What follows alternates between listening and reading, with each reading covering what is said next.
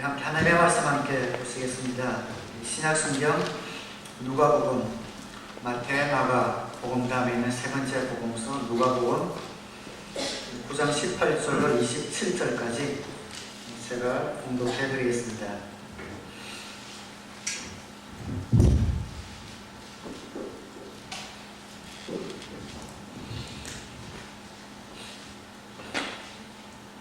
누가복음 9장 18절로 27절입니다. 예수께서 혼자 기도하고 계실 때에 제자들이 그와 함께 있었다. 예수께서 제자들에게 물으셨다. 사람들이 나를 누구라고 하느냐? 그들이 대답하였다. 세례자 요한이라고 합니다. 그러나 엘리야라고 하는 사람들도 있고 옛 예언자 가운데 한 사람이 살아났다고 하는 사람들도 있습니다. 예수께서 그들에게 물으셨다. 그러면 너희는 나를 누구라고 하느냐? 베드로가 대답하였다. 하나님의 그리스도이십니다. 그런데 예수께서는 그들에게 엄중히 경고하셔서 이것을 아무에게도 말하지 말라고 명하시고 말씀하셨다. 인자가 반드시 많은 고난을 받고 장로들과 대제사장들과 율법학자들에게 배척을 받아 죽임을 당하고서 사흘 날에 살아나야 한다. 그리고 예수께서 모든 사람에게 말씀하셨다. 나를 따라오려는 사람은 자기를 부인하고 날마다 자기 십자가를 지고 나를 따라오노라. 누구든지 제 목숨을 구하려고 하는 사람은 잃을 것이요 누구든지 나를 위하여 제 목숨을 잃는 사람은 목숨을 구할 것이다. 사람이 온 세상을 얻고도 자기를 잃거나 빼앗기면 무슨 이득이 있겠느냐? 누구든지 나와 내 말을 부끄럽게 여기면 인자도 자기의 영광과 아버지와 거룩한 천사들의 영광에 쌓여올 때에 그 사람을 부끄럽게 여길 것이다. 내가 진정으로 너에게 말한다. 여기에 서 있는 사람 가운데는 죽기 전에 하나님 나라를 볼 사람들이 있다.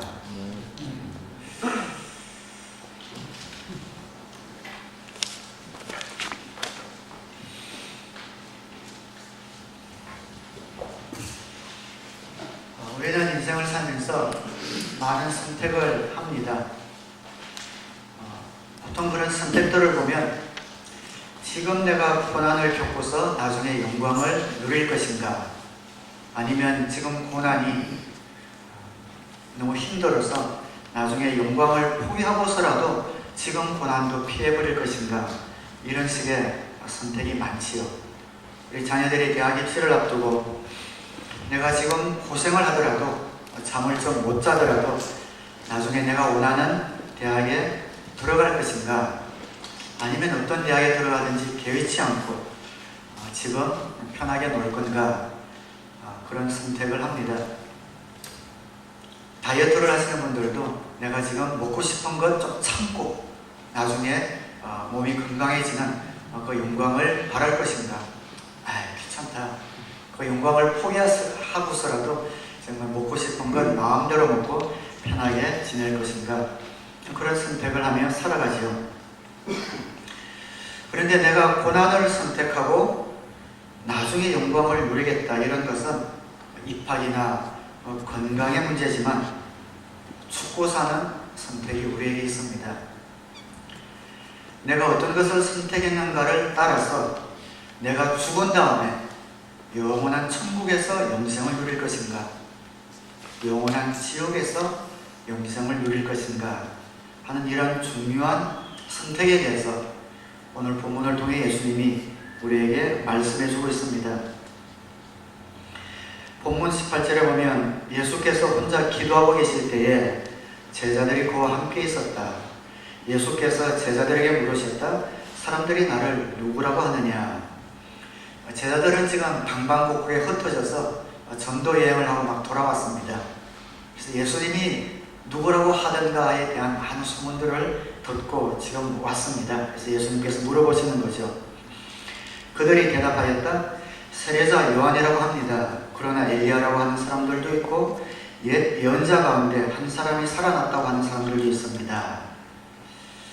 이 말을 듣고 예수님이 아주 중요한 그런 질문을 이제 던집니다. 예수께서 그들에게 물으셨다. 그러면 너희는 나를 누구라고 하느냐? 베드로가 대답하였다. 하나님의 그리스도이십니다. 예수님께서 계속 마음 가운데 기대하고 기대했던 그 대답을 베드로가 하고 있는 겁니다. 물론 나중에 보면 이것은 베드로 개인의 의견이 아니고 제자들의 의견을 전부 모았던 의견인 것을 알 수 있습니다. 예수님 너무 기뻐하십니다. 누가복음에는 그렇게 기록하지 않았지만 이 같은 사건을 기록한 마태복음, 마태가 기록한 사건을 보면은 예수님 너무 기뻐서 뛸 듯이 기뻐하면서 베드로를 칭찬하시죠. 지금까지 예수님이 많은 가르침을 전달했고 풍랑을 잔잔케 하고 군대 귀신을 쫓아내고 야이로 회당장의 딸이 죽었는데 살리고 하는 이런 일련의 사건들을 통해서 드디어 제자들이 이 예수님이 어떤 분이신지 누구신지 그것을 알고 정확하게 고백했기 때문에 예수님이 기뻐하시는 겁니다. 이제 제자들이 그 모든 것을 알았기 때문에 그렇다면 예수님께서는 이제 내가 그리스도다, 맞다, 너희들이 그렇게 기대하고 알고 있는 그런 그리스도가 맞다 라고 이제부터 홍보도 하고 자신의 정체를 드러내시면서 이제 펼쳐야 될 것 같은데 예수님께서 의외의 말씀을 21절에 하십니다. 그런데 예수께서는 그들에게 엄중히 경고하셔서 이것을 아무에게도 말하지 말라고 명하시고 말씀하셨다. 인자가 반드시 많은 고난을 받고 장로들과 대제사장들과 율법학자들에게 배척을 받아 죽임을 당하고서 사흘날에 살아나야 한다. 예수님이 누구신지 제자들이 정확하게 깨달았는데 아무에게도 말하지 말라고 경고를 하고 계십니다. 왜 그러셨을까? 예수님이 하나님의 그리스도이시라는 것, 그분이 그리스도시라는 것을 말하지 말라는 겁니다. 그리스도라는 말은 우리 신약성경이 헬라어로 기록됐다는 걸 다 아시죠? 헬라어로 그리스도라는 말은 기름 부음 받은 자라는 그런 뜻을 갖고 있습니다. 그러니까 영어에는 the anointed, 기름 부음 받은 자라는 그런 뜻을 아주 간단한 뜻입니다. 구약에 보면 기름을 부었던 이런 직분들이 있는데 대제사장을 세울 때 올리브 기름을 물에 붓습니다. 그리고 왕을 세울 때도 기름을 붓기도 하고 예언자를 세울 때도 기름을 붓습니다. 근데 기름을 부었다라는 이 그리스도라는 말은 헬라어인데 히브리어로는 구약은 히브리어로 기록되어 있죠. 히브리어로 보면은 메시아라는 그런 단어로 되어 있습니다. 그래서 그리스도라는 말은 기름을 부은 자, 그리고 구약 성경에 장차 오실 그리스도에 관해 예언된 그런 메시아라는 그런 뜻이 있습니다. 그래서 기름을 부었다라는 말은 하나님께서 특별한 목적을 위해 부름받은 자다라는 그런 뜻입니다. 즉 하나님의 소명을 받은 자다라는 이런 일반적인 뜻이 그리스도, 메시아라는 뜻입니다. 그런데 점점 세월이 지나가면서 예수님의 당대에서는 그리스도라는 이 일반 명사가 고유명사처럼 쓰여지게 되었습니다. 그냥 단순히 하나님으로부터 부르심을 받은, 소명을 받은 사람이 아니라 계속 세월이 지나오면서 예수님 당대는 어떤 한 사람, 어떤 특정인을 지칭하게 되었습니다. 그 특정인이 어떤 사람인가? 다윗 왕의 후손으로 태어나서 다윗과 같은 왕이 되어서 하나님 나라를 이 땅 위에 건립하게 될 그 사람이라는 의미로 이들은 그리스도, 메시아라는 의미를, 그런 개념을 이들이 갖고 있었습니다. 그러니 그런 개념을 가지고 베드로가 모든 제자들이 예수님은 하나님의 그리스도이십니다. 다윗 왕의 후손으로 태어나서 다윗의 위를 가지고 이 땅에 하나님의 나라를 건립할 그런 왕이 있습니다 라는 그런 고백을 하게 된 거죠. 이것은 어디에 기초를 두고 있는가? 사무엘하 7장 16절에 보면 나단이라는 선지자가 다윗에게 예언한 예언 가운데 하나입니다.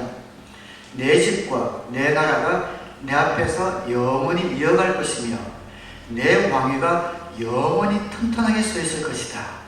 다윗을 향하여 다윗의 집과 그 나라가 영원히 이어갈 것이다. 그 다윗 왕조가 끊어지는 것이 아니라, 역사 속에서 맥이 없어지는 것이 아니라 그 왕위가 영원히 튼튼하게 서 있을 것이다. 다윗의 후손으로는 그 메시아를 통하여 하나님의 나라의 왕국이 영원히 서 있을 것이다. 그래서 다윗의 왕조는 끝났지만 언젠가는 하나님께서 이 다윗의 후손 가운데서 왕을 세우셔서 다윗의 그 위를 회복하시고 정말 하나님이 원하시는 아름다운 그 나라를 세울 그 사람, 승리의 왕 그리스도를 이들이 기대하고 있었던 겁니다. 예수님 당시에는 그 왕을 기다리고 있었는데, 이 구약 성경에 보면 그리스도라는 이 말이 두 가지 흐름이 있습니다. 하나는 금방 말씀드린 것처럼 다윗 왕의 위를 갖고 하나님 나라를 건립할 승리의 왕이라는 이런 흐름, 이런 예언이 계속 이어서 나오는데, 또 완전히 다른 그런 흐름이 이어져 오는 것을 또 성경에서 발견합니다. 그것이 뭔고 하니 고난의 종입니다. 다윗의 후손으로는 영광의 왕일 뿐 아니라 고난의 종으로 오실 분이 그리스도다라는 이 그리스도라는 말 가운데 영광의 왕과 고난의 종이라는 두 가지 흐름이 똑같이 구약 성경 전체에 흐르고 있습니다. 여기에 관해 많은 예언이 있는데, 그 중에서 가장 많은 예언을 한 분이 예수님이 태어나시기 700년 전에 살았던 이사야라는 선지자입니다. 여러분이 아마 잘 아시는 성경 구절이겠지만 700년 전에 이사야가 고난의 종으로 오신 예수님은 이렇게 예언을 하고 있습니다. 그는 사람들에게 멸시를 받고 버림을 받고 고통을 많이 겪었다. 그는 언제나 병을 앓고 있었다. 사람들이 그에게서 얼굴을 돌렸고 그가 멸시를 받으니 우리도 덩달아 그를 귀하게 여기지 않았다. 그는 실로 우리가 받아야 할 고통을 대신 받고 우리가 겪어야 할 슬픔을 대신 겪었다. 그러나 우리는 그가 징벌을 받아서 하나님에게 맞으며 고난을 받는다고 생각하였다. 그러나 그가 찔린 것은 우리의 허물 때문이고 그가 상처를 받은 것은 우리의 악함 때문이다. 그가 징계를 받음으로써 우리가 평화를 누리고 그가 매를 맞음으로써 우리의 병이 났다. 그러니까 그리스도에 관한 예언이 이렇게 두 가지 상반된 예언이 있으니까 이게 조화가 안 되는 겁니다. 승리의 왕이 어떻게 고난의 종이 될 수 있고 고난의 종이 어떻게 승리의 왕이 될 수 있는가? 이것이 조화가 안 되니까 이 당시에는 하나만 붙들었습니다. 이 당시 사람들은 그 두 가지 예언 가운데 도저히 조화가 안 되니까 하나만 붙들었는데, 그것이 뭐냐면 승리의 왕이었습니다. 그래서 유대인들은 이 구약 성경에 두 가지가 똑같이 흐름이 내려오는데 조화를 못 시키고 이해가 안 되니까 승리의 왕으로 오실 메시아, 유대인들을 모든 속국에서 해방시켜서 이 땅의 그 유대인들을 중심으로 하나님의 나라를 이끄실 그 통치자, 그 승리의 왕을 기대하고 있었던 것이죠. 이것은 일반 유대인 대중뿐 아니라 예수님의 제자들도 그렇게 생각하고 있었습니다. 그래서 나중에 나오는 이야기지만 예수님이 계속 갈릴리 북쪽의 갈릴리 지방을 중심으로 사역을 3년 동안 하셨잖아요. 하시다가 마지막 돌아가시기 일주일 전에 이제 예루살렘 그 수도에 내려오셔서 예루살렘에 입성하실 때에, 드디어 그 예루살렘 성전에 입성할 때 많은 사람들이 나와서 종려나무 가지를 깔고 호산나 호산나 그 예수님을 환영할 때 제자들의 마음이 얼마나 부풀었는지 모릅니다. 이제 우리가 기대하고 기다리던 승리의 왕이 그 일을 시작하시는구나, 그 다윗의 왕조를 이제 회복하시는구나 라는 것을 그들이 딱 감정적으로 느끼자마자 제일 먼저 한 게 뭔지 아세요? 이권운동이었습니다. 요한과 야고보가 예수님에게 와서 주님 부탁이 있습니다. 귀 좀 기울여 주십시오. 뭐냐? 그래서 마가복음 10장 37절에 보면 그들이 그에게 대답하였다. 선생님께서 영광을 받으실 때에 하나는 선생님의 오른쪽에 하나는 선생님의 왼쪽에 함께 하여 주십시오. 그러니까 좌이정 운전해 달라는 거죠. 이 두 제자가 예수님 이제 왕권을 회복할 때 우리를 잊지 마시고 두 정성에 우리를 기용해 주십시오. 가장 높은 자리를 자기들에게 달라는 겁니다. 그만큼 제자들도 예수님이 돌아가시기 직전까지도 메시아에 대한 이런 개념이 영광의 왕, 승리의 왕에 대한 개념밖에 갖고 있지 않았습니다. 이 말을 다른 제자들이 들었습니다. 얼마나 화를 냈는지 41절에 보면, 그런데 10제자가 이것을 듣고 야고보와 요한에게 분개하였다. 아니, 자기들만 무슨 높은 자리를 달라고 저렇게 하는가? 자기들만 입군 운동하는데 화가 난 겁니다. 나라고 그 자리에 들어가지 못할 법이 뭐가 있나? 12제자가 하나같이 똑같은 생각을 한 겁니다. 도대체 승리의 왕과 고난받는 종, 이것이 조화가 안 되는데 예수님께서 바로 이것이 어떻게 조화되는가를 오늘 본문을 통해 제자들에게 설명해 주고 계십니다. 지금 예수님께서 그리스도다라는 소문이 날 것 같으면 예수님의 제자들도 지금 이러한데, 만약 많은 사람들이 야, 승리의 왕으로 저분이 오신 분이 맞구나라는 것을 알았을 때, 그 소문이 퍼져나갔을 때 어떤 식으로 상황이 전개될지 모릅니다. 그래서 예수님께서 아무에게도 아직 말하지 말아라, 아직까지 오해하고 있다라고 말씀을 하십니다. 그리고 나서 진정한 그리스도가 어떠한 의미인지 이렇게 설명을 하고 있습니다. 22절에 인자가 반드시 많은 고난을 받고 장로들과 대제사장들과 율법학자들에게 배척을 받아 죽임을 당하고서 사흘날에 살아나야 한다.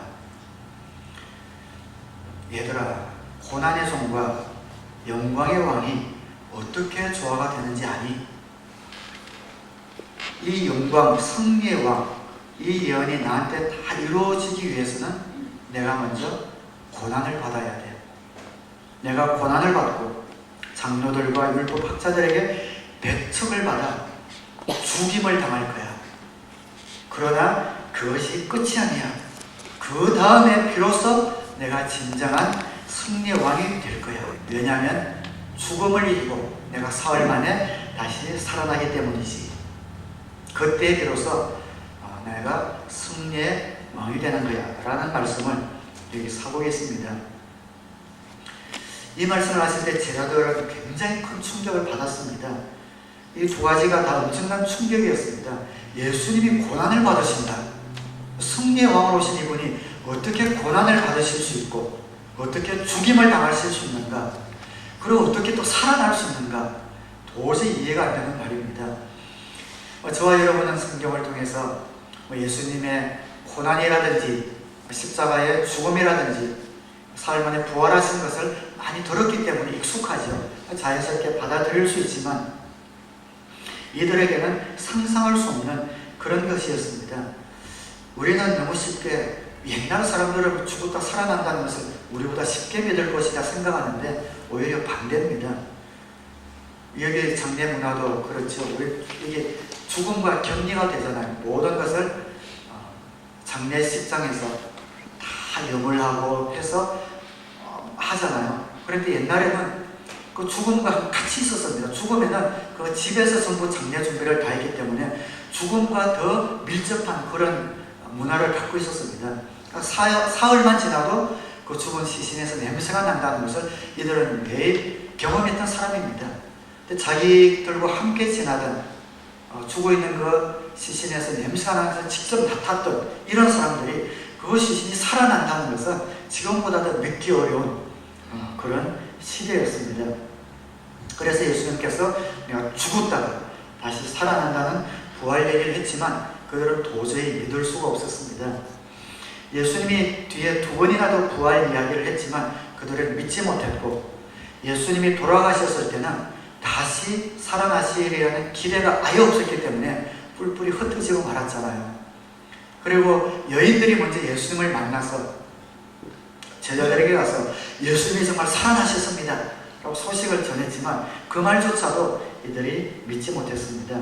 마가복음 16장 11절에 보면 그러나 그들은 예수가 살아 계시다는 것과 마리아가 예수를 목격했다는 말을 듣고서도 믿지 않았다. 이해가 안 되는 거죠. 예수님이 고난의 종으로 십자가에 달려 돌아가시고 살아날 것이라는 것을 믿지 못했지만, 그러나 예수님께서는 이 예언의 말씀이 이루어지기 위해서는 다윗의 왕권을 가지고 참다운 하나님의 나라의 승리의 왕으로 예수님이 그 보좌에 앉기 위해서는 내가 먼저 고난의 종으로 배척을 당하고 죽을 것이고, 그러나 죽음을 이기고 부활하여 승리의 왕이 될 것이다.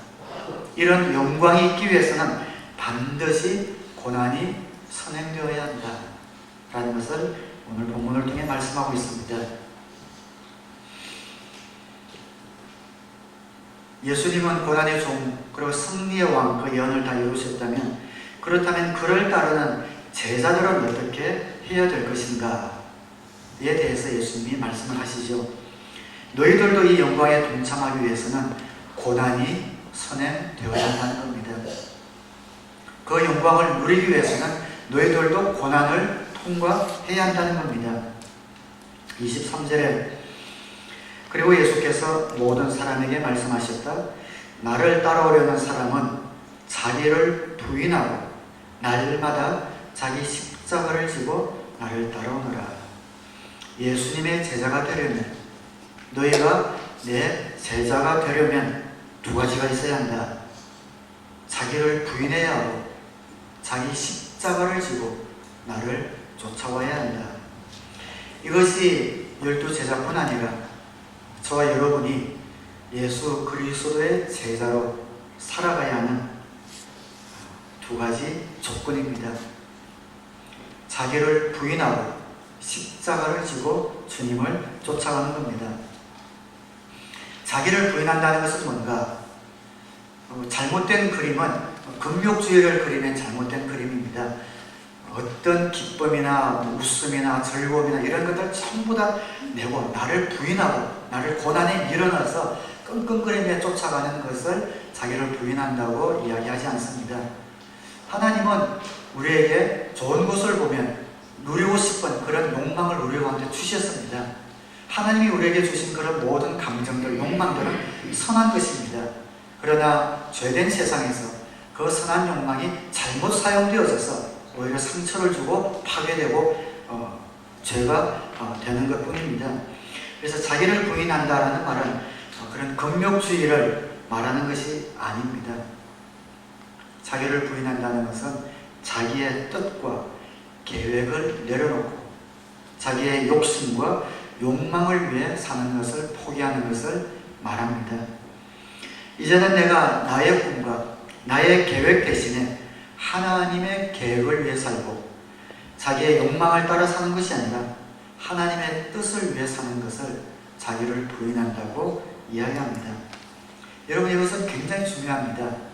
이것은 버린 것 같지만, 나의 꿈과 계획을 버린 것 같지만 실상은 버린 것이 아니라 대체하는 겁니다. 나의 것을 버리고 나의 것을 버리면 나는 껍데기만 남는 것 같은데, 하나님의 뜻과 계획을 위해서 나의 욕망과 나의 계획과 나의 뜻을 버리면 하나님의 것으로 대체되는 것, 이것이 자기를 부인하는 겁니다. 나의 계획과 꿈을 버리고 하나님의 계획을 위해 살고 내 욕망과 내가 원하는 것을 위해서, 내가 찾고 싶은 것을 위해서 날마다 살아갔는데 이제 하나님의 뜻을 따라 살아간다라는 결정의 표시가 바로 자기를 부인하는 겁니다. 다시 한번 말씀드리지만, 자기를 부인한다 그러면 내가 다 없어지는 것, 나는 억압받아서 그냥 근근히 신앙생활 해나가는 것이 아니라, 예수님께서 하시고 싶은 말씀은 그것은 나를 버리는 것이 아니라 대체하는 것이기 때문에 죽은 것 같지만 실제로는 사는 것이다. 그래서 이어서 말씀하시기를 24절에 누구든지 제 목숨을 구하려고 하는 사람은 잃을 것이요 누구든지 나를 위하여 제 목숨을 잃는 사람은 목숨을 구할 것이다. 예수님의 파라독스, 역설입니다. 역설의 진리입니다. 죽을 때 산다. 죽을 때 산다. 비울 때에 주님의 것으로 풍성하게 대체되어지는 삶을 산다. 라는 그런 약속입니다. 우리 주위에 보면 돈이 인생의 목표인 사람들이 있죠. 돈돈합니다. 어느 정도 되어야 자기가 여유 있다고 부자라고 생각하는가? 몇 년 전에 어떤 조사하는 데서 조사한 것이 있는데 당신이 어느 정도 되면 자신이 요즘 100만 장전에 100만 갖고는 안 되나 봐요. 어느 정도 모으면은 야 이제 내가 좀 모았다, 부자 내가 좀 이제 부유한 축에 들어간다라고 느낄 수 있는 액수가 얼마입니까 했더니 평균이 몇 년 전인가 지금도 올랐겠죠. 700만 불. 700만 불 있으면은 내가 좀 여유가 있다 그렇게 느낀답니다. 저는 돈을 안 벌어봐서 몰라서 그렇게 이야기할지는 모르겠지만 돈은 번다고 해서 벌리는 건 아닌 것 같아요. 돈은 쫓아가면 절대로 안 벌리죠. 돈은 붙어줘야 되는 거죠.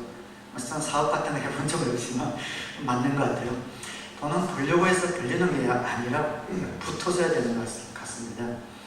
그래서 우리 기독교인도 신자들도 하나님께서 물질을 통해서 그 사람을 통해 물질을 통해서 뭔가를 쓰시고 싶으면 하나님이 돈을 붙여주시는 것 같아요. 돈도 은사인 것 같아요. 은사가 없으면서 막 벌려고 노력하면 힘들어요. 일용할 양식만 주시면 감사하고 살아야 합니다. 이런 소리를 듣기 싫죠. 그래야 합니다. 또 벌어봤자 뭐합니까? 많이 벌어도 한순간에 막 뿡뿡 구멍 뚫려서 터지잖아요. 나가버립니다. 그러니까 주위에 돈을 많이 번 사람, 이제는 됐다, 내 인생이 행복하다, 만면에 웃음을 짓고 사는 사람 없습니다. 벌면 벌수록 옆에 사람들이 많이 있는 것 같지만 돈 때문에 꼬인 사람들이잖아요. 마음 하나 터놓을 친구도 없다고요. 조금이라도 위험 가치가 떨어지든지 실패하면 한순간에 사라져버리는 그것이 세상입니다. 내 제자가 되어서 내 자신을 부인하면 목숨을 구할 것이다. 이것이 어려운 말 같지만 어려운 말 아닙니다. 성경에 있는 말씀은 처음 읽을 때는 어떻게 이렇게 살아? 라고 어렵게 보이지만 실제로 몸을 담고 살아보면 사라지는 것이 성경 말씀입니다. 신기합니다. 살아보면 그렇게 살고 싶은 소원도 주님이 주시고 그 소원을 따라 행할 수 있는 능력과 지혜도 주시기 때문에 사라지는 것이 성경 말씀입니다. 왜냐하면 하나님께서 우리의 행복을 위해서 가장 우리를 잘 아시는 하나님께서 우리 행복을 위해서 설계하셔서 주신 말씀이기 때문에 그렇습니다. 근데 세상의 교훈이나 철학이나 경전이나 이런 것들은 보면은 마음이 혹하고 이야 멋있다 좋다 라고 살아보려고 들어가면은 복잡합니다. 사라지지가 않습니다. 그것이 진리와 진리 아닌 것의 차이점이죠. 우리 교회로 치면은 예를 들어서 목자 목녀의 삶에서 경험하는 것 아닙니까? 자신을 내려놓을 때 자신의 시간과 에너지와 물질과 자존심과 이런 것들을 내려놓을 때 하나님이 채워주시는 것 우리가 경험하지 않습니까? 세상 사람들이 가장 많이 갖고 있는 우상이 자녀 우상일 겁니다. 자녀를 위해서 엄청난 돈을 쏟아붓고 엄청난 노력을 투자하지만 자기가 투자하는 것만큼 자녀들이 잘 됩니까? 그렇게 자녀가 우상이 되었지만 그 자녀들이 커가면서 부모님에 대한 감사함을 마음 가운데 갖고 있지 못합니다. 다는 아니겠지만 그렇게 쏟아부었는데도 부모에 대한 원망을 갖고 있습니다. 그러나 그렇게 자녀를 우상으로 삼지 않고 쏟아붓지 못했지만 주님의 사역을 우선시하고 주님의 사역을 위해서 살았을 때 그 자녀들이 알게 모르게 그 부모님을 봅니다. 정말 하나님을 사랑하는 모습, 하나님이 원하시는 영혼들을 품는 그런 모습을 자녀들이 영적인 눈으로 봅니다. 그리고 말할 수 없는 그런 존경, 경외심을 가지고 부모님을 존경하고 말씀 가운데서 반듯하게 자라갑니다. 잃은 것 같지만 얻었고 죽은 것 같지만 산 것이죠. 이것이 예수님의 제자들의 삶입니다. 예수님의 제자는 자기를 부인해야 합니다. 이것은 잃는 것이 아니라 얻는 것입니다. 여러분 주위에 보면 다른 사람에게 인정받기 위해서 자기 가진 학위를 내걸고 알게 모르게 내가 이만큼 배웠다라는 것을 흘리기도 하고 재물을 내밀기도 하지만 누구 하나 알아주지 않습니다. 겉으로는 그렇군요 하지만 속으로는 픽픽거립니다. 그런데 내가 모든 사람들보다 저 아래 내려가서 그 사람들을 섬기기로 종이 되기로 결심했더니 사람들이 나를 존경해 줍니다. 이것이 성경의 진리입니다.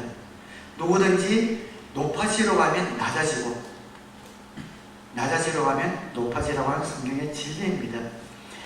나를 위하여 제 목숨을 잃는 사람은 목숨을 얻을 것이다. 저절로 되는 것은 아니지요. 나를 위하여, 주님을 위하여 목숨을 잃었을 때 우리는 삽니다. 여러분, 제가 생명의 삶에 들어오시면 헬라어 시제는 우리 한국말이 갖고 있지 못한 시제가 있다고 말씀을 종종 드리는데요. 우리는 과거, 현재, 미래 이렇게만 되어 있잖아요. 동사도 그냥 동사인데 헬라에 보면은 동사가 유래성 동사가 있고 반복 시제가 있습니다. 단회성 시제가 있고 반복 시제가 있습니다. 예를 들어서 에베소서에 나오는 성령의 충만을 받으라 할 때 충만을 받으라 이 말은 반복적인 동사 시제로 되어 있습니다. 그래서 충만은 한 번만 받는 게 아니라 계속 반복적으로 받는 것이죠. 성령 세례는 단회 한 번만 받는 이런 시제가 정확하게 구별이 되어 있습니다.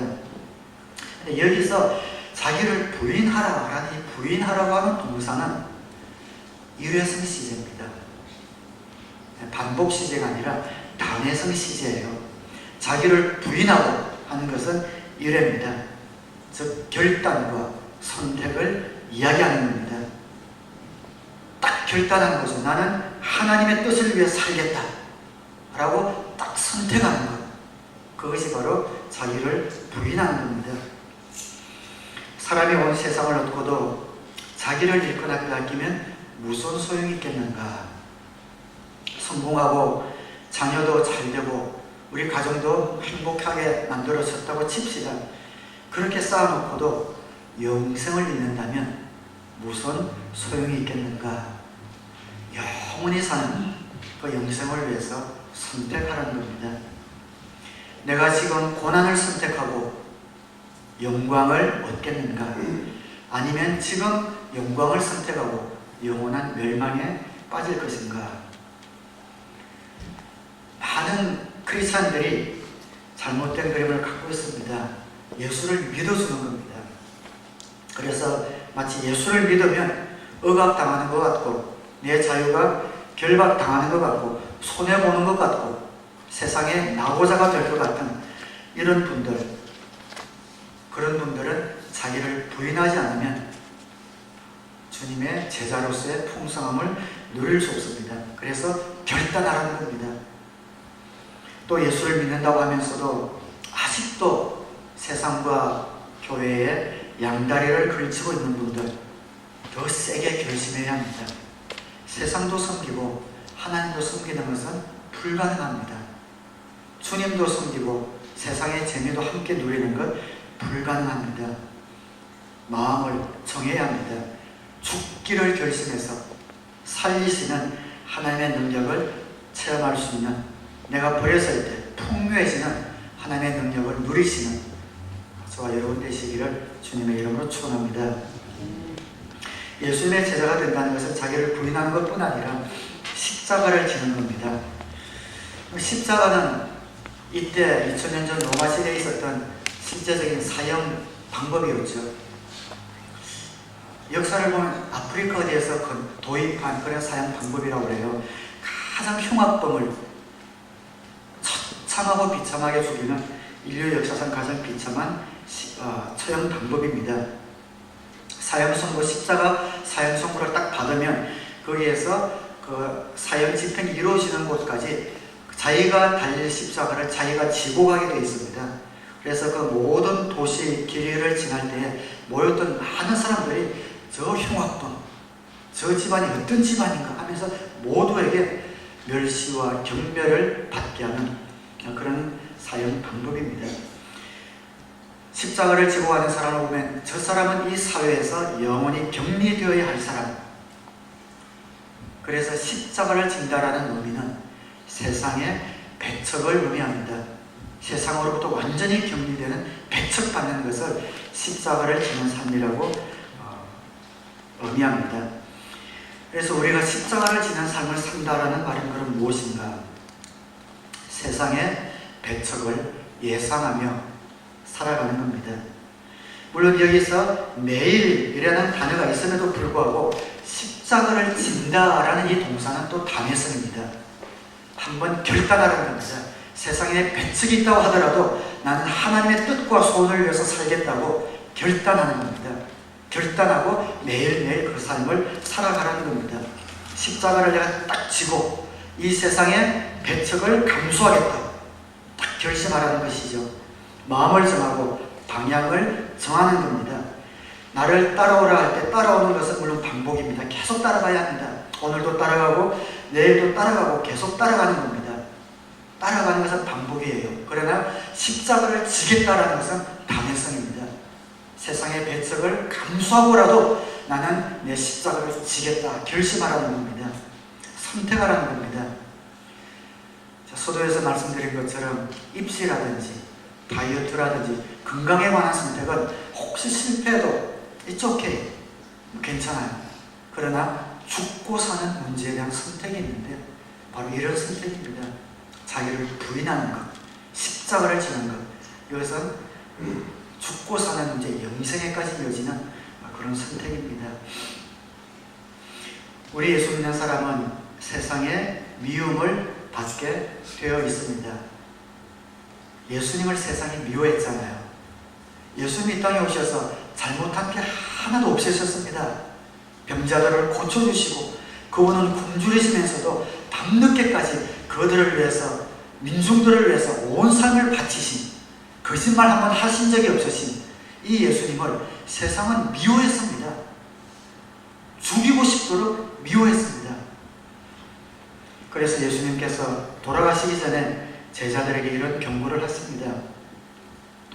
세상이 너희를 미워하거든 세상이 너희보다 먼저 나를 미워하였다는 것을 알아라. 왜 이렇게 미워하는가?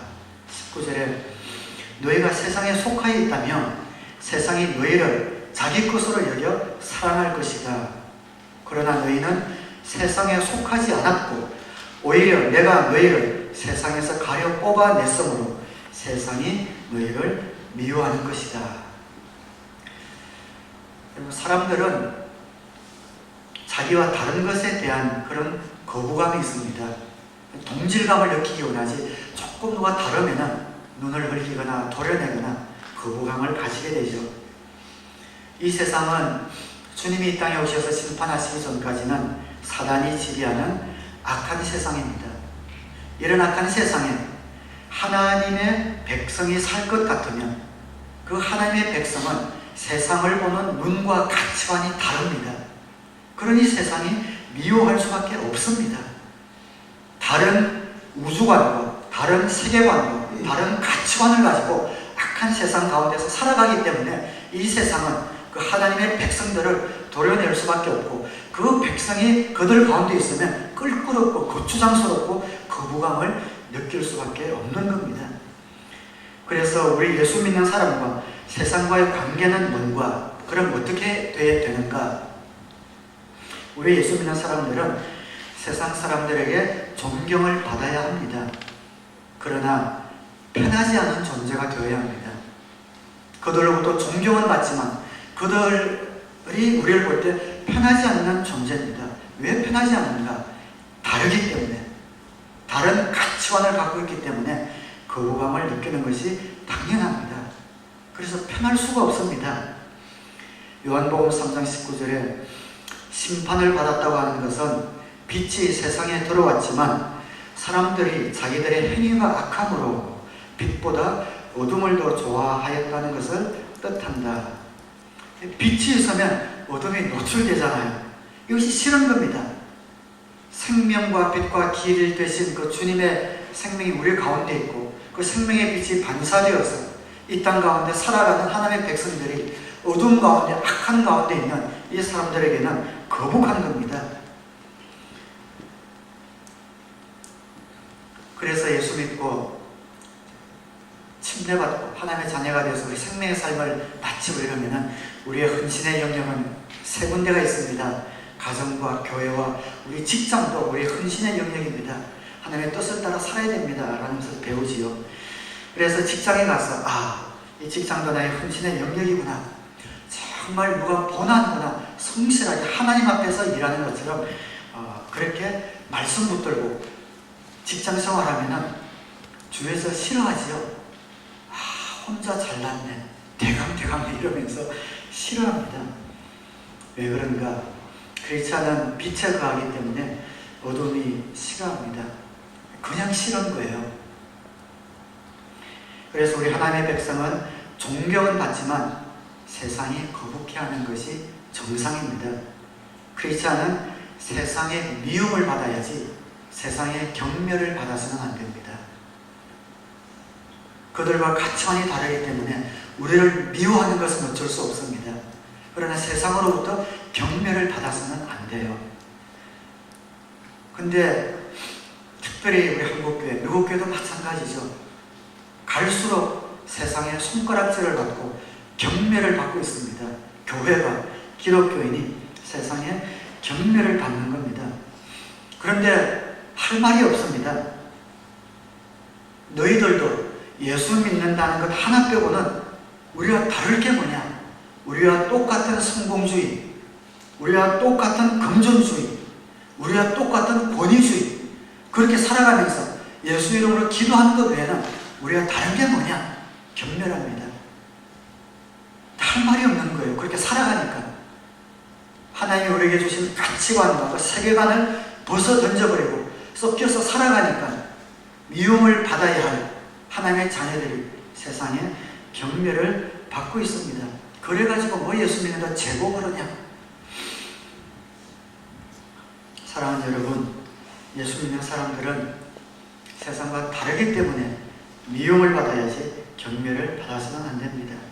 그러나 그들이 우리를 미워할 때는, 미워하면서도 속으로는 저 친구, 저 사람 뭔가 우리랑 좀 다른데 뭐지? 하는 그런 마음을 그들이 갖게 되는 거죠. 그것이 바로 세상 가운데서 자기 십자가를 지고 살아가는 삶입니다. 우리가 제자가 된다라는 것은 세상으로부터 이런 배척을 감수하는 것을 각오하면서 살아가는 거예요. 우리 믿음의 선배들은 모두 이런 삶을 살았습니다. 10년, 20년, 50년, 100년 전에 목숨을 버리면서 이 신앙을 우리 한국교회에 물려주신 믿음의 선배들은 모두가 다 이런 삶을 살았습니다.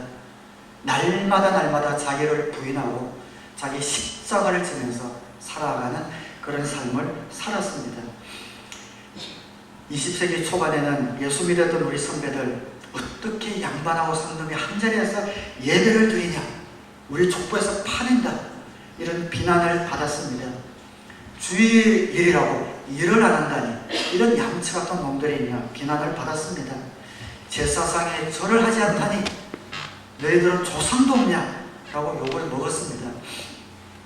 일제시대 때는 신사참배를 거부해서 투옥되고 고문을 받았습니다.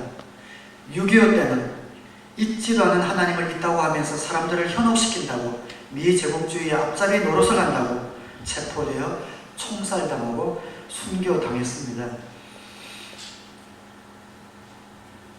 복음 하나 때문에 예수님을 배반할 수 없어서 그들의 목숨을 던지면서 이 신앙을 지켜왔습니다. 현대 기독교인들은 너무나 나약해졌습니다. 내 체면, 내 이익, 조금이라도 걸릴 것 같으면 얼마든지 세상과 섞여버립니다. 일제시대 때 6.25 때 순교당하신 이기풍, 제주도에서 순교당하신 이기풍 목사님이라는 분이 계세요. 그 목사님의 사모님이 자기 남편을 오래전에 순교당해서 하나님께 보내고 몇십 년을 살면서 돌아가시면서 자기 자녀들에게 유언으로 남겼던 짧은 편지가 있습니다. 세상과 짝하지 마라. 5분 이상 예수님을 잊지 마라.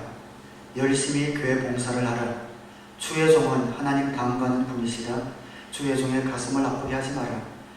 상대방이 내 인격을 어떠한 방법으로 무자비하게 짓밟고 천대와 멸시를 하더라도 십자가에 매달리신 예수님만 바라보며 끝까지 참아라. 네가 세상을 떠난 후에 예수님께서 판가름을 해주실 것이다. 그러므로 날마다 참으며 내 자신을 죽여라. 네가 죽어지지 않을 때 남을 미워하게 될 것이다. 남을 용서하지 못할 때 예수님도 너를 용서하지 않으실 것이다. 나를 제일 미워할 수 있는 사람을 용서할 수 있는 사람이 참 그리스도인이다. 신자의 무기는 감사와 인내와 사랑과 겸손이다. 감사는 축복을 열고 닫는 자물쇠이기 때문이다. 성령 충만하지 못하면 겸손할 수가 없다. 겸손하지 못할 때 성령님은 너를 외면하실 것이다. 제일 무서운 것은 신앙의 교만이다. 사모님이 자녀에게 주신 이런 것 보면은 성경의 진리와 상통합니다. 매끄럽지 못해도 지금처럼 입에 찰싹 달라붙는 달콤한 그런 맛은 없어도 투박한 것 같지만 이분들이, 이 믿음의 선배들이 얼마나 하나님을 사랑하는지, 얼마나 예수님을 사랑하는지 그 마음이, 그 신앙이, 그 정신이 지금 우리에게 필요합니다. 이런 거부감, 세상이 기독교와 교회를 배척하는 이런 거부감은 지금도 여전히 있지요. 미국, 캐나다도 마찬가지입니다. 이런 거부감이 평소 때는 그냥 어떻게 말할 수 없는 마음의 거부감으로 나타납니다. 사라지지 않고 마음에 갖고 있어요, 세상이. 그러다가 사태가 조금 악화되면 그 거부감은 바로 핍박으로 변합니다. 세상이 예수님과 예수님에 속한 하나님의 자녀들을 얼마나 증오하고 미워하는지 여러분은 아셔야 합니다. 미국이나 캐나다도 아직 이런 핍박까지는 아니지만 그런 분위기는 지금 점점 더 강하게 감지되고 있잖아요. 우선 아메바가 진화되어서 올챙이에서 개구리가 되고 포충류로 넘어가서 원숭이가 되고 사람이 되고 라는 이런 진화론은 말이 안 된다. 그래서 미국의 어떤 유명한 대학교의 교수가, 크리스찬이죠. 그래서 이런 것은 우연히 생길 수가 없다. 어떤 설계자가 이것을 면밀하게 설계하지 않으면 일어날 수 없다. 창조론이다 이러면은 너무 거부감을 일으키니까 그 창조론을 설명하는 단계로서 지적 설계론이라는 것을 이 교수님이 지적으로 설계하지 않는 어떤 설계자가 없이는 이것이 불가능하다라고 이야기했다가 그 교수 임명해서 탈락했습니다. 기독교 신문에 나왔습니다. 동성애, 물론 동성애를 갖고 태어난 그 사람은 끝까지 품고 거기에서 벗어날 수 있도록 도와야 합니다. 그러나 동성애를 폄하한다고 이제는 그 교회가 인권을 무시한다라고 해서 비영리 단체로서의 그런 권리까지 박탈하겠다라는 그런 법이 눈앞에까지 왔습니다. 세상이 갖고 있는 이런 거부감은 조금 사태가 악화되면 기독교와 교회를 핍박하는 것으로 얼마든지 들어올 준비가 북미에도 되어 있습니다. 사랑하는 여러분, 세상은 우리를 미워하게 되어 있습니다. 세상은 우리를 불편해합니다. 불편해해야 합니다. 세상이 여러분을 너무 좋아하면, 세상이 여러분을 환영하면 문제 있는 겁니다. 세상이 여러분과 짝하고 여러분도 세상이 좋고 세상이 여러분들 편해하고 그 안에서 아무런 부담감, 거부감을 느끼지 못하면 여러분은 사입입니다. 하나님의 자녀가 아닙니다. 그럴 수가 없습니다. 우주관이 다르고 가치관이 다른데 어떻게 그들이 우리를 좋아할 수 있습니까? 미워할 수는 있지만 전혀 거부감 없이 섞여 사는 것은 불가능합니다. 예수님의 제자가 된다는 것은 무엇인가? 선택하라는 겁니다. 주님, 핍박을 각오합니다. 세상의 배척을 각오합니다. 그러나 주님의 가치관과 주님의 우주관을 가지고 살겠습니다. 이것이 제자라는 겁니다. 왜 그런가? 우리는 장차올 영광을 보기 때문입니다. 이 땅에서 고난이 있겠지만 길면 8, 90년이잖아요. 그 뒤에 영원히 우리에게 주어지는 그 영광을 바라보기 때문에 이 짧은 인생 가운데 그 고난을 우리는 달게 받을 수 있습니다. 예수님도 그 영광을 누리기 위해 하늘과 땅의 모든 권세를 지니신 그 영광을 누리기 위해서 십자가라는 고난을 통과하셨습니다. 그런데 예수님도 그 십자가 고난이 달갑지 않으셨어요. 예수님이라고 이건 나한테 아무것도 아니야, 난 기뻐, 천만에요. 하나님 할 수만 있다면 이 잔을 내게서 물리쳐 주십시오. 땀이 핏방울이 되는 것처럼 기도하셨고, 그 모습을 히브리서 기자는 이렇게 묘사합니다. 믿음의 창시자요 완성자이신 예수를 바라봅시다. 그는 자기 앞에 놓여있는 기쁨을 내다보고서 부끄러움을 마음에 두지 않으시고 십자가를 참으셨습니다. 그리하여 그는 하나님의 보좌 오른쪽에 앉으셨습니다. 그 십자가가 좋아서 지신 것이 아니라 그 십자가를 지날 때에 있는 그 기쁨, 이 십자가를 통하여 내가 내 몸을 깨뜨려서 내 살을 찢어서 내 몸에 있는 모든 물과 피를 쏟아부을 때에 오고 오는 모든 인류가 이 피에 젖을 때에 하나님의 자녀가 되는 영원한 멸망에서 천국으로 옮겨지는 그 구원의 기쁨과 소망을 바라보면서, 그리고 그 십자가의 고난을 통과했을 때 하늘과 땅의 모든 권세를 그에게 씌워주신 하나님의 영광의 모습을 바라보면서 그 소망 때문에 이 십자가를 참으셨습니다. 우리가 이 땅 살면서 이 땅의 고난과 배척을 감수할 수 있는 이유입니다. 이 인생이 다가 아니기 때문에, 나그네 길이요 지나가는 길이 이 인생 여정이기 때문에 영원한 천국과 하나님과 누리는 상급이 우리 가운데 있다는 것을 알기 때문에 이 땅 가운데 살아가면서 주님 때문에 받는, 영원 구원 때문에 받는 그런 핍박과 배척을 우리가 감수할 수 있는 이유, 결단할 수 있는 이유, 선택할 수 있는 이유가 여기 있는 것이죠. 예수님과 같은 영광을 우리가 받을 것이기 때문에 그 앞에 선행할 고난도 우리가 선택하는 겁니다. 장차 영광을 위해서 지금의 고난, 자기를 부인하고 자기 십자가를 지고 하는 이 선택은 우리의 것입니다. 그 선택은 우리의 몫입니다. 단회적인 선택, 나를 부인하겠습니다. 십자가를 지겠습니다. 그런데 이 선택은 내가 이 세상을 어떻게 사느냐도 결정하지만 죽음 후에 오는 영생을 어디에서 보낼 것인가도 결정합니다. 죽고 사는 선택입니다. 이것이 우리의 선택이다라는 것을 주님이 이렇게 말씀하셔요. 누구든지 나와 내 말을 부끄럽게 여기면 인자도 자기의 영광과 아버지와 거룩한 천사들의 영광에 쌓여올 때에 그 사람을 부끄럽게 여길 것이다. 자기 선택이라는 것이죠.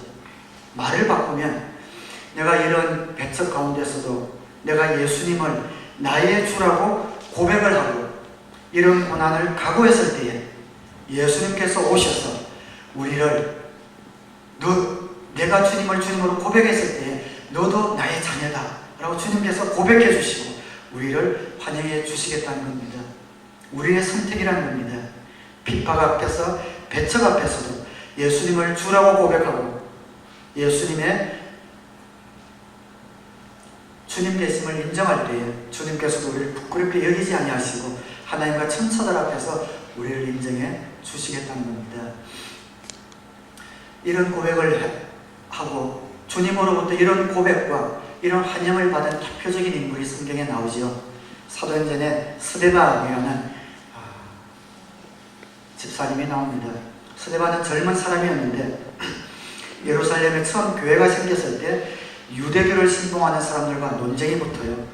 당당하게 복음을 전하는데 이 유대교를 신봉하는 사람들이 이 스데반을 이기질 못합니다. 그 복음의 진리로 무장된 스데반을 이기지 못하니까, 말로 안 되니까 화가 나가지고 열을 받아가지고 스데반을 밀치고 돌로 쳐서 스데반을 때려 죽입니다. 사도행전 7장 55절에 보면, 그런데 스데반이 성령이 충만하여 하늘을 쳐다보니 하나님의 영광이 보이고 예수께서 하나님의 오른쪽에 서 계신 것이 보였다.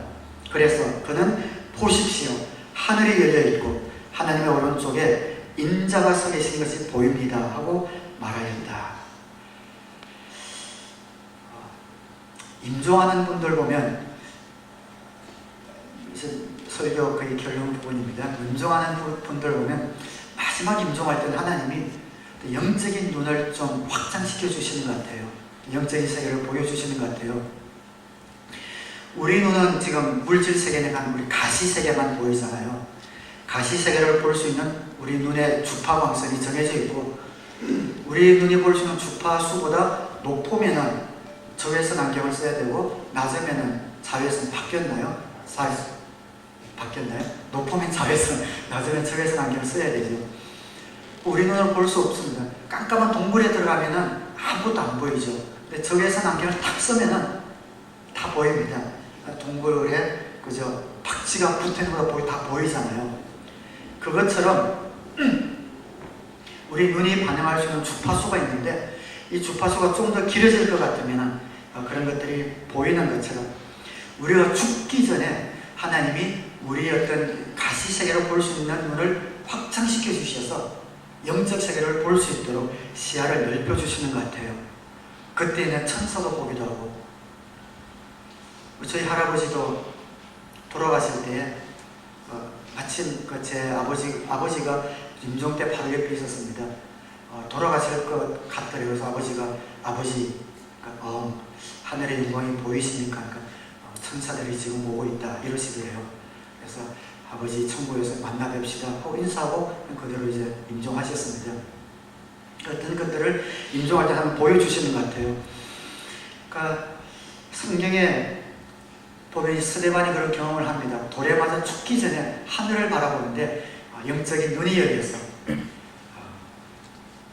하나님 예수님이 일어나셔서 스데반을 환영하는 것을 스데반이 보는 것이죠. 보십시오, 하늘이 열려있고 하나님의 오른쪽에 인자가 서 계신 것이 보입니다. 이 성경에서 하나님, 예수님이 앉아 계시다라는 이런 표현이 나오면 모든 일을 다 끝냈다라는 표현입니다. 그런데 서 계시다 하는 것은 지금도 일하고 계시다라는 그런 뜻입니다. 이 스데반이 그 어려운 환경 가운데서도 예수님을 구세주와 주님으로 고백하고 당당하게 맞섰을 때에, 그리고 돌에 맞아 순교하기 직전에 그렇게 고백하고 순교당한 스데반을 보면서 예수님이 자리에서 벌떡 일어나시는 겁니다. 앉아 계실 수가 없는 겁니다. 수고했어. 내가 너를 안다. 조금만 있으면 네가 나한테 올 것이다. 내 품으로 올 것이다. 내 눈물을 알고 내 고통을, 고난을 내가 알아. 예수님이 일어나셔서 팔을 벌려주고 계시는 것이죠. 이것이 바로 우리의 선택입니다. 이 세상의 편안함과 이 세상의 부귀를 위해서 고난을 포기할 것인가, 아니면 영원한 하늘나라의 영광, 나를 알아주시고 나를 품어주시고 고맙다, 나를 위해서 네가 견뎌주셨구나, 우리의 등을 두드려 주신 그 주님을 기대하면서 고난을 선택할 것인가. 저와 여러분이 예수님을 영접했을 때는 두 가지로 영접하셨잖아요. 구세주와 주님으로 영접한 겁니다. 구세주는 내 모든 죄를 씻어주신 분으로 영접했을 뿐 아니라 내 모든 인생을 다 바쳐 따라가야 되는 주님으로 고백했잖아요. 근데 구세주인 것은 맞는데 왜 주님은 빠져있냐고요. 그분이 저와 여러분의 주인이라면 그분을 위해서 살아야지. 그분의 뜻을 붙들고 어떤 배척과 경멸과 미움이 온다 하더라도 그분의 영광을 위해서 우리가 살아야 되지 않겠습니까? 자기를 부인하시고 십자가를 지기를 결심하셔서 하나님 앞에 갔을 때에 예수님이 발벗고 뛰어나와서 여러분을 안아주는 축복을 다 누리시기를 우리 주님의 이름으로 축원합니다. 기도하겠습니다.